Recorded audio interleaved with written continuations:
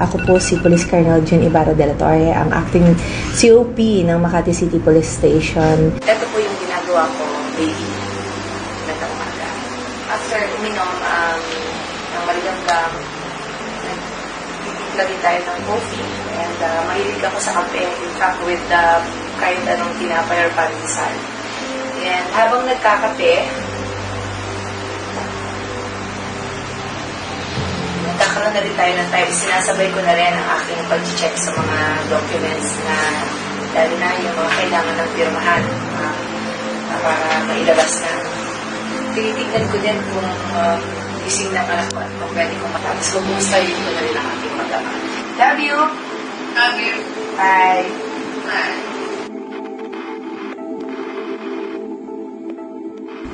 Makati, pusod ng kabihasnan, puso ng ekonomiya, isang lungsod na laging gising, laging gumagalaw.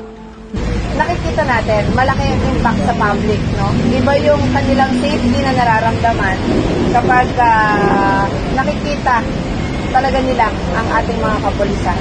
Yung rush hour ay dapat nakatutok ang ating mga tao.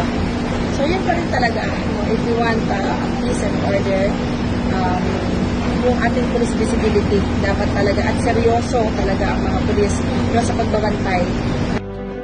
Sa mundong pinapaikot ng utos, ranggo at responsibilidad, may isa na tahimik na nagbukas ng pinto na matagal nang sarado. At sa kasaysayan, isang pangalan ang unang itinindig. Hindi ito kwento ng araw-araw lang. Ito ang araw kung kailan muling isinulat ang pamumuno. Hindi siya hinirang para lang manguna, siya'y dumating upang baguhin ang pananaw kung sino ang dapat naroroon. Alam naman natin na ang babae, syempre yan ang una-una talagang magiging hamon na babae ka, so paano mo mapanatili ang kauyusan sa komunidad o dito sa hinahawakan mong posisyon bilang COP ng Makati. Unang-una pagdating ko dito kasi ay ang una kong inasikaso at tinignan ay ang moral and welfare ng mga personnel. Kasi naniniwala ako na kaya-kaya natin ang isang layunin kung unahin mo muna kung ano yung dapat para sa kanila. Siyang deputies, yun ang naroon at very aktibo sila. So katulad din ng kanyang substation commander, very active. Kaya sobra talaga, binabounce ko yung kanilang yung kanilang dedikasyon. Paano sila magbabantay, yung purpose nila na maging visible, kung sila mismo nahihilo din, tao lang din po tayo. So kaya ang ina-advise natin sa kanila is really to seek for yung medium na area and they can stay po doon. No? At least nakikita, visible pa rin sa mga tao. Nakikita pa rin nila yung 180 degrees, at least, di ba, ng yung mga in and out ng ating mga sasakyan o yung mga tao, yung ating mga motorista. Sa kauna-unahang pagkakataon, isang babae ang humawak ng pinakamataas na pwesto sa pulisya ng lungsod ng Makati. First time na mag-COP kami ng babae, una pong pinokos ni Ma'am is yung welfare po namin. As nanay siya, nagay po nung celebration ng Mother's Day, na-highlight po niya yung mga mother na mag-celebrate kami. Maalalahanin siya, tapos maalaga rin sa amin. Gusto niya yung palaging malinis at saka maayos dito. Dedicated talaga siyang gawin yung position niya as acting chief of police ng Makati. Bago ka lumabas sa iyong tahanan, kailangan maayos mo muna ang buong kapulisan na iyong pinaglilingkuran. No? Nakita natin na epektibo yon kasi lahat ay gumagalaw. Walang naiiwan, lahat ay may kanya-kanyang responsibilidad. Kayang-kaya naman natin ito at hindi iyan sagabal ang pagiging babae natin, no, para maglingkod or magsilbi sa Makati.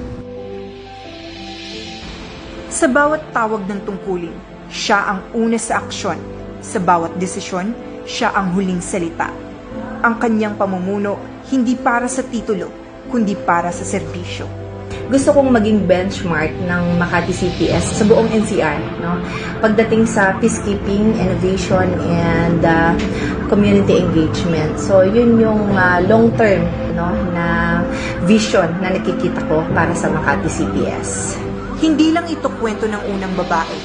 Ito ay kwento ng isang pinunong nagpapatunay na ang pamumuno ay hindi kasarian. Ito'y paninindigan.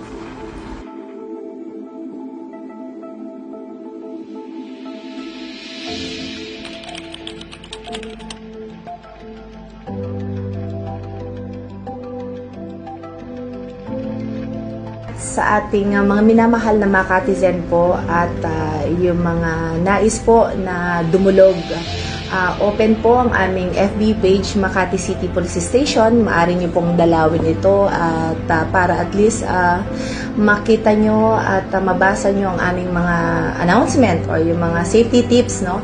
So please, we encourage everybody to please like, subscribe, and share po ang ating Makati City Police Station page, FB page.